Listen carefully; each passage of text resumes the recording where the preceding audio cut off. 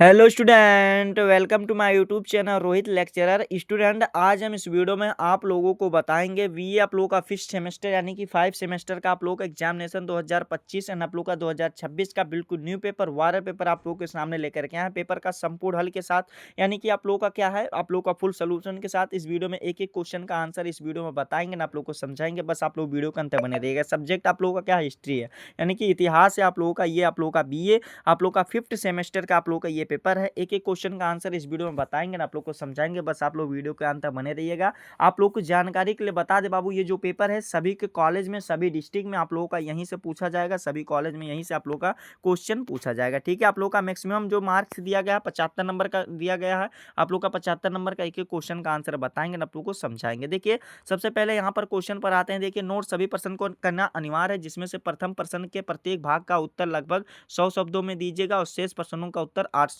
शब्दों में देना है। ठीक है, समझ में आ गया ना। तो चलिए आप लोग को क्वेश्चन पर आते हैं। देखिए, यहाँ पर क्वेश्चन क्या दिया गया है। आप लोग का आंसर को निम्नलिखित प्रत्येक भाग का उत्तर दीजिए जी। कोई आप लोग का कितना नंबर, आप लोगों का एक क्वेश्चन का आप लोग का राइट देने पर 3 नंबर मिलेगा और आप लोग का 5 नंबर का 5 क्वेश्चन रहेगा, जो कि 15 नंबर ये कंप्लीट होगा, जिसमें आप लोग का पहला क्वेश्चन देगा पुरुषार्थ का अर्थ। पुरुषार्थ पर आप लोग को टिप्पणी लिखना है, यानी कि पुरुषार्थ क्या होता है इसके बारे में लिखना है। ठीक है, तो चलिए इसका भी आंसर बताते हैं। देखिए, पुरुषार्थ में क्या लिखेगा, कॉपी पेन लेकर के बैठ जाइएगा आप लोग भी इसका आंसर लिखने के लिए। इसका आंसर लिखेगा पुरुषार्थ, हेडिंग बना लीजिएगा। इसमें लिखेगा भारतीय दर्शन में पुरुषार्थ जीवन के 4 मुख्य लक्ष्यों और उद्देश्यों को संदर्भित करता है, जिन्हें प्रत्येक मनुष्य को प्राप्त करने का प्रयास करना चाहिए। ये 4 पुरुषार्थ निम्न हैं, जो कि पहला है धर्म। इसमें लिखिएगा धर्म में हेडिंग बनाइएगा। क्या आप लोग हेडिंग बना लीजिएगा धर्म। इसमें लिखिएगा कि इसका अर्थ है कर्तव्य, सदाचार और नैतिक आचरण या सही काम करने का सामाजिक व्यवस्था बनाए रखने से संबंधित है। दूसरा अर्थ, दूसरा हेडिंग बनाइएगा अर्थ। क्या बनाइए, दूसरा हेडिंग बनाइएगा अर्थ। इसमें लिखिएगा इसका अर्थ भौतिक धन संसाधन और आजीविका या जीवन यापन के लिए आवश्यक भौतिक सुख सुविधाओं को ईमानदारी से अर्जित करने का प्रोत्साहित करता है। तीसरा हेडिंग आप लोग बनाइएगा काम बनाइएगा। क्या, तीसरा हेडिंग बनाइएगा काम। इसमें लिखिएगा कि इसका अर्थ है इच्छाएं, भावनाएं और यौन सुख या जीवन के सुखों का आनंद लेने की मानवीय इच्छा को स्वीकार करता है और बस शर्ते यह धर्म के दायरे में हो। ठीक है, फिर अगला दिया गया मोक्ष दिया गया, यानी कि अगला चौथा क्या है, मोक्ष है। ठीक है, इसमें क्या लिखना है, यह अंतिम लक्ष्य है, जिसका अर्थ है जन्म और मृत्यु के चक्र से मुक्ति या मोक्ष प्राप्त करना या आध्यात्मिक मुक्ति और आत्म साक्षात्कार की स्थिति है। ठीक है, तो ये वाला भी बाबू हमारा लिख करके पुरुषार्थ में लिख करके बाबू 3 नंबर कंप्लीट हो गया। ठीक है, अगला क्वेश्चन हमारा बी वाला दिया गया कौटिल्य, यानी कि कौटिल्य पर टिप्पणी लिखना है, इसके बारे में बताना है। तो इसका उत्तर क्या लिखेगा कौटिल्य में। देखिए, कौटिल्य लिखेगा, ये कौटिल्य एक प्राचीन भारतीय दार्शनिक और अर्थशास्त्री थे। कौटिल्य, जिन्हें चाणक्य या विष्णुगुप्त के नाम से भी जाना जाता है, प्राचीन भारत में मौर्य साम्राज्य के संस्थापक चंद्रगुप्त मौर्य के गुरु और मुख्य सलाहकार थे। उन्होंने राजनीति विज्ञान और प्रसिद्ध ग्रंथ का अर्थशास्त्र लिखा था। तो इतना आंसर आप लोग लिख लीजिएगा। आप लोग का ये वाला भी कंप्लीट होगा जाएगा। देखो बाबू, आप लोगों का ये टेम्परेरी आंसर बता रहे हैं, आप लोग भी अपने अनुसार इसका और भी आंसर आप लोग और बड़ा लिख करके तैयार कर लीजिएगा। ठीक है, फिर अगला क्वेश्चन हमारा दिया गया क्या, प्राचीन भारत में राज्य की उत्पत्ति बताया, यानी कि प्राचीन भारत में राज्य की उत्पत्ति के बारे में बताना है। तो इसका आंसर यानी कि इसका उत्तर क्या लिखना है, प्राचीन भारत में राज्य की उत्पत्ति के कई सिद्धांत हैं। इनमें मुख्य रूप से देवीय सिद्धांत है, जो कि राजा को देवता का प्रतिनिधि माना जाता था। सामाजिक आबंध सिद्धांत है, जो कि लोग सुरक्षा के लिए राजा को शक्ति देते थे। और बल सिद्धांत है, जो कि शक्ति व्यक्ति शासक बन गया था, शामिल है। अर्थशास्त्र सामाजिक अनुबंध सिद्धांत का समर्थन करता है। तो ये वाला भी आप लोग का लिख करके इतना कंप्लीट हो गया। बार बार बता रहे हैं बाबू, आप लोगों की जानकारी के लिए बता रहे हैं बाबू, ये जो आप लोग का आंसर बता रहे हैं आप लोग भी अपने खुद से भी तैयार कर लीजिएगा। क्वेश्चन को आप लोग को बता दे रहे हैं, आप लोग को समझा दे रहे हैं। इतना आंसर लिखेंगे तब भी काम चला जाएगा। अगर और इससे ज़्यादा लिखते हैं तो और बढ़िया हो जाएगा, बेटर हो जाएगा। ठीक है, ठीक है, अगर इतना आंसर लिखते हैं तब भी नंबर दिया जाएगा, लेकिन और थोड़ा इसका आंसर आप लोग बड़ा लिखना होता है। ठीक है, फिर अगला दिया गया है नालंदा यूनिवर्सिटी दिया गया ना, कि नालंदा विश्वविद्यालय के बारे में बताना है। तो इसका आंसर क्या लिखेगा, नालंदा विश्वविद्यालय प्राचीन भारत में उच्च शिक्षा का एक प्रसिद्ध केंद्र था। यह बिहार में स्थित था और बौद्ध शिक्षा का एक प्रमुख मठ था। यह गुप्त काल के दौरान स्थापित किया गया था और 12वीं शताब्दी में बख्तियार खिलजी द्वारा नष्ट कर दिया गया था। ठीक है, ये वाला भी और भी अच्छे तरीके से आप लोग तैयार कर लीजिएगा। अगला क्वेश्चन दिया गया, वर्ण व्यवस्था दिया गया, यानी कि वर्ण सिस्टम दिया गया है, हमें ये बताना वर्ण व्यवस्था के बारे में। तो लिखिएगा, वर्ण व्यवस्था प्राचीन भारतीय समाज का एक ऐसा सामाजिक सामाजिक वर्गीकरण था। यह व्यवस्था लोगों को चार मुख्य वर्गों में विभाजित करती थी: ब्राह्मण और क्षत्रिय, वैश्य और शूद्र। तो ये क्या होते थे? ब्राह्मण पुजारी और शिक्षक होते थे, और क्षत्रिय शासक और योद्धा होते थे, वैश्य यानी कि व्यापारी और किसान होते थे, शूद्र यानी कि श्रमिक और सेवादार होते थे। यह व्यवस्था जन्म पर आधारित थी। ठीक है, तो ये वाला भी हमारा लिख करके बाबू कंप्लीट हो गया। आगे का क्वेश्चन देखिए, 15 नंबर का आप लोग का क्वेश्चन दिया गया। क्या दिया गया कि प्राचीन भारत का आप लोग का क्वेश्चन दिया गया है कि प्राचीन भारत का आश्रम व्यवस्था का वर्णन कीजिए, और करके यानी कि अथवा करके आप लोग का दिया गया। आप लोग के लिए ऑफर भी दिया गया क्वेश्चन में। क्या दिया गया? अगर ऊपर वाला नहीं करना चाहते नीचे वाला कर सकते हैं, नीचे वाला नहीं करना चाहते ऊपर वाला कर सकते हैं। अथवा करके दिया गया कि प्राचीन भारतीय विवाहों के प्रकार का वर्णन कीजिए। तो चलिए ऊपर वाला सबसे पहले बताते हैं, और जितना भी क्वेश्चन बता रहे बाबू सभी मोस्ट इंपॉर्टेंट क्वेश्चन है बाबू। आप लोग वीडियो को शेयर भी कर दिया करो, जितने भी स्टूडेंट है बीए के सभी स्टूडेंट के पास ये वीडियो शेयर करके पहुंचा दीजिएगा। ठीक है, तो चलिए आप लोग को हेडिंग बना लेना है क्या कि प्राचीन भारत का आश्रम व्यवस्था। इसमें लिखेगा क्या? प्राचीन भारतीय समाज में मानव जीवन के 4 चरणों या आश्रमों में विभाजित किया गया था। प्रत्येक की अवधि 25 वर्ष मानी गई थी। इस व्यवस्था का उद्देश्य व्यक्ति के जीवन को व्यवस्थित करना और उसे धर्म, अर्थ, काम और मोक्ष की प्राप्ति करने के मार्ग पर ले जाना था। पहला जो हो जाएगा बाबू, देखो पहला हो जाएगा ब्रह्मचर्य आश्रम हो जाएगा, यानी कि पहला क्या हो जाएगा? ब्रह्मचर्य आश्रम हो जाएगा। हेडिंग बनाइएगा, लिखिएगा क्या? लिखिएगा यह जन्म से 25 वर्ष तक मानी जाती थी। यह जीवन का पहला चरण होता था जो शिक्षा और अनुशासन के लिए समर्पित था। इस दौरान व्यक्ति गुरु के मार्गदर्शन में ज्ञान प्राप्त करता था और ब्रह्मचर्य का पालन करता था। तो ये पहला हो जाएगा। दूसरा हेडिंग बनाइएगा, गृहस्थ आश्रम। लिखिएगा, यह 25 से 50 वर्ष तक मानी होती थी, और इस चरण में व्यक्ति विवाह करता था और पारिवारिक तथा सामाजिक जिम्मेदारियों को निभाता था। यह धर्म, अर्थ और काम की प्राप्ति करता था।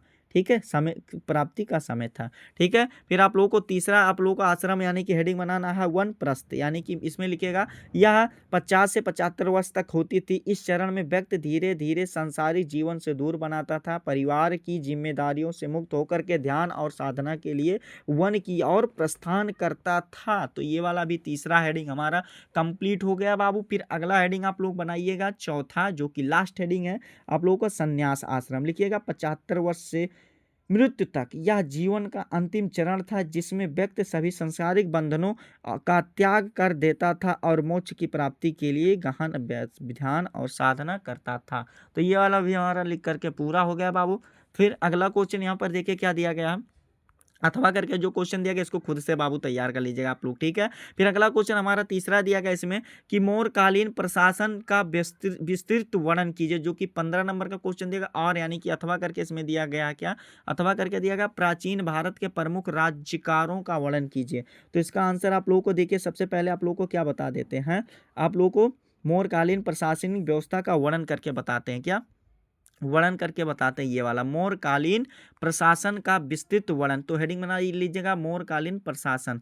ठीक है, तो इसमें लिखिएगा क्या? मौर्य प्रशासन एक केंद्रीकृत और कुशल शासन प्रणाली थी, जिसके केंद्र में सम्राट होता था और इनमें विभिन्न स्तरों पर अधिकारी शामिल थे, यानी कि अलग अलग लेवल पर अधिकारी शामिल थे। ठीक है, फिर लिखिएगा कि मौर्य आप लोगों को लिखिएगा मौर्य प्रशासन की प्रमुख विशेषताएं निम्नलिखित हैं। पहला हेडिंग बनाइएगा राजा या सम्राट, आप लोग लिखिएगा राजा।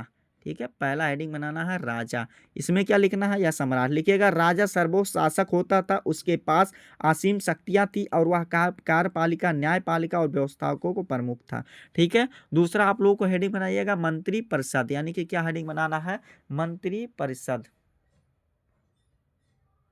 आप लोगों को दूसरा हेडिंग बनाना है मंत्री परिषद। ठीक है, ये दूसरा हेडिंग आप लोगों को बनाना, इसमें लिखिएगा राजा की सहायता के लिए एक मंत्री परिषद होती थी, जिसमें महत्वपूर्ण निर्णय लेने में मदद के लिए मंत्री, यानी कि जिन्हें महामात्य भी कहा जाता, शामिल होते थे। ठीक है, मंत्री शामिल होते थे। तीसरा हेडिंग बनाइएगा प्रशासनिक विभाजन, इसमें लिखिएगा सम्राटों को प्रांतों में बांटा गया, जिनका प्रमुख कुमार या महामात्य होता था। ठीक है, अगला हेडिंग बनाइएगा नगर प्रशासन। इसमें लिखिएगा नगरों के प्रबंधन के लिए नागरिक मुक्त नियुक्त होते थे और मेगस्थनीज के अनुसार पाटलिपुत्र में नगर प्रशासन के लिए 6 समितियां थी जो विभिन्न कार्यों जैसे व्यापार, सफाई, जल आपूर्ति को देख रेख करती थी। ठीक है, अगला हेडिंग बनाइएगा सैन्य व्यवस्था। इसमें लिखिएगा मोर के पास एक विशाल और सुसंगठित सेना थी जिसमें पैदल सेना, घुड़सवार, रथ और हाथी शामिल थे।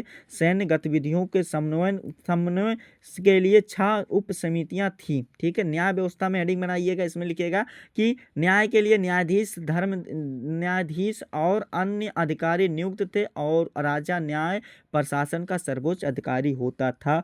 अगला हेडिंग बनाइएगा राजस्व। इसमें बनाइएगा भूमि कर राजस्व का मुख्य स्रोत था जो उपज का लगभग छठा हिस्सा होता था। अगला हेडिंग बनाइएगा गुप्तचर व्यवस्था। इसमें लिखिएगा साम्राज्य में व्यापक जासूसी प्रणाली थी जिससे राजा को हर गतिविधियों की जानकारी रहती थी। तो ये वाला 15 नंबर लिख करके बाबू हमारा कंप्लीट हो गया। अथवा करके जो क्वेश्चन दिया गया आप लोग को इसको भी तैयार कर लीजिएगा। ये 15 नंबर कंप्लीट नहीं हुआ बाबू, आप लोग को इसका आंसर 800 शब्दों में देना है जो कि हम 800 शब्दों में नहीं बताए हैं। ठीक है, जो सत्य बात है वो बता दे रहे हैं आप लोग को, और इसका डिटेल में आंसर खुद से तैयार कर लीजिएगा। टेम्परेरी बता रहे हैं, अगर आप लोग कुछ भी नहीं तैयार करते हैं तो इतना अगर आप लोग लिख देते हैं तब भी आप लोग का नंबर दे दिया जाता है और आप लोग पास हो जाएंगे। ठीक है, तो इसलिए आप लोग अपने अनुसार और अच्छे से इसको तैयार कर लीजिएगा। फिर अगला क्वेश्चन हमारा दिया गया है, अथवा वाला क्वेश्चन आप लोग खुद से तैयार कर लीजिएगा। अगला क्वेश्चन हमारा चौथा दिया गया, इसमें क्या दिया गया प्राचीन भारत में जाति व्यवस्था एवं इसकी अवधारणा का विस्तृत वर्णन कीजिए। अथवा करके यानी कि और करके आप लोगों के लिए ऑफर के दिया गया कि कौटिल्य के सप्तांग सिद्धांत की प्रमुख विशेषताएं बताइए। तो ये वाला जो दिया गया, चलिए इसका बता देते हैं। प्राचीन भारत में जाति व्यवस्था और इसकी अवधारणा का विस्तृत वर्णन करके आप लोगों को बता देते हैं एंड आप लोगों को समझा देते हैं। देखिए इसका आंसर लिखेगा, आप लोग को हेडिंग बना लीजिएगा प्राचीन भारत में जाति व्यवस्था। ठीक है, लिखिएगा इसमें क्या लिखिएगा, प्राचीन भारत में जाति व्यवस्था समाज के स्त्रीकरण की एक जटिल प्रणाली थी जो मुख्य रूप से जन्म पर आधारित थी। अवधारणा में लिखिएगा यह व्यवस्था, अवधारणा हेडिंग बना लीजिएगा। लिखिएगा यह व्यवस्था समाज को 4 मुख्य वर्णों जैसे कि ब्रैकेट में लिखिएगा ब्राह्मण, क्षत्रिय, वैश्य और शूद्र में ब्रैकेट बंद में विभाजित करती थी, जिनमें प्रत्येक के लिए विशिष्ट कर्तव्य और सामाजिक स्थिति निर्धारित थी। यह व्यवस्था धर्म, कर्म और सामाजिक व्यवस्था बनाए रखने की अवधारणा से जुड़ी थी। तो ये वाला भी हमारा कंप्लीट हो जाएगा, ये अवधारणा सिर्फ कंप्लीट होगा। और लिखिएगा क्या, इसकी विशेषताओं को भी बताना ना। लिखिएगा इसकी विशेषताएं निम्न है, जन्म आधारित है, पदानुक्रम है, पैसा है, खान पान और विवाह प्रतिबंध। सभी को हेडिंग वाइज आप लोगों को तैयार कर लीजिएगा। ठीक है, 15 नंबर ये वाला भी कंप्लीट हो जाएगा। अथवा करके भी जो क्वेश्चन दिया गया इसको भी कंप्लीट कर लीजिएगा। और जो हमारा 5वां यानी कि 5 वाला जो क्वेश्चन दिया गया है, क्या दिया गया है, चोल राज्य के स्थानीय प्रशासन का वर्णन कीजिए, जो कि आप लोग का कितना नंबर 15 नंबर का क्वेश्चन दिया गया है ना। और इसमें अथवा करके भी दिया गया है, क्या अथवा करके इसमें दिया गया है कि प्राचीन भारतीय कृषि व्यवस्था का विस्तार से वर्णन कीजिए। तो आप लोगों का सबसे पहले ये बताते हैं चोल राज्य के स्थानीय प्रशासन का वर्णन करके बताते हैं। ठीक है, तो इसका आंसर क्या लिखेगा चोल स्थानीय प्रशासन की मुख्य विशेषता क्या है, उर और नाडु थी जिसमें ग्राम स्तर के स्वायत्तता प्रदान की गई थी। और लिखिएगा आगे कि चोल प्रशासन में स्थानीय स्वशासन अत्यंत विकसित था। प्रशासन की सबसे छोटी इकाई उर थी जो सामान्य लोगों की सभा थी। और नायडू यानी कि जिलों में नायडू सभा होती थी। ब्राह्मणों को दान में दिए गए गांवों को ब्रह्मदेव कहा गया, जहाँ की सभा या महासभा कहलाती थी। इन सभाओं के सदस्य वयस्क पुरुष होते थे और वे समितियां के माध्यम से कार्य करते थे, जैसे उद्यान समिति और टैंक समिति और न्याय समिति और उत्मेरु शिलालेख चोलकालीन स्थानीय शासन का विस्तृत विवरण प्रदान करते थे। ठीक है, और भी इसका आंसर डिटेल में तैयार कर लीजिएगा। देखिए 800 शब्दों में लिखना बाबू, कितने 800 शब्दों में, यानी कि कहने का मतलब क्या है कि 5 से 7 पेज में लिखना है। ठीक है, तो इसका आंसर आप लोग खुद से डिटेल में तैयार कर लीजिएगा, तभी तो 15 नंबर बाबू कंप्लीट होगा। ठीक है, तो खुद से तैयार कर लीजिएगा, क्वेश्चन को बताना हमारा काम है, तैयार करना आप लोगों का। अगला क्वेश्चन इसमें पूछा गया प्राचीन भारतीय कृषि व्यवस्था का वर्णन कीजिए। तो ये वाला भी आप लोग अच्छे तरीके से तैयार कर लीजिएगा। ठीक है, यही आप लोगों का BA का 5th सेमेस्टर यानी कि 5 सेमेस्टर का आप लोग का ये पेपर था, जो कि इस वीडियो में कंप्लीट तरीके से आप लोग को अच्छे तरीके से बता दिया गया एंड आप लोग को समझा दिया गया। आप लोग को ये हमारा प्यारा सा लवली सा वीडियो कैसा लगा है कमेंट करके ज़रूर बताइएगा। हाँ, अगर आप हमारे चैनल पर नए हो तो चैनल को सब्सक्राइब कर लीजिएगा, बेल आइकन को दबा दीजिएगा। और हाँ, आप लोगों को क्या करना है, इस वीडियो को बीए के जितने भी स्टूडेंट होंगे या फर्स्ट सेमेस्टर या सेकंड या थर्ड या फोर्थ कोई भी सेमेस्टर होगा, उनके पास सभी स्टूडेंट के पास इस वीडियो को शेयर करके पहुंचा दीजिएगा। ठीक है, चलिए हम आप लोगों से मिलते हैं नेक्स्ट वीडियो में नेक्स्ट टॉपिक के साथ। तब तक के लिए जय हिंद, जय भारत, वंदे मातरम।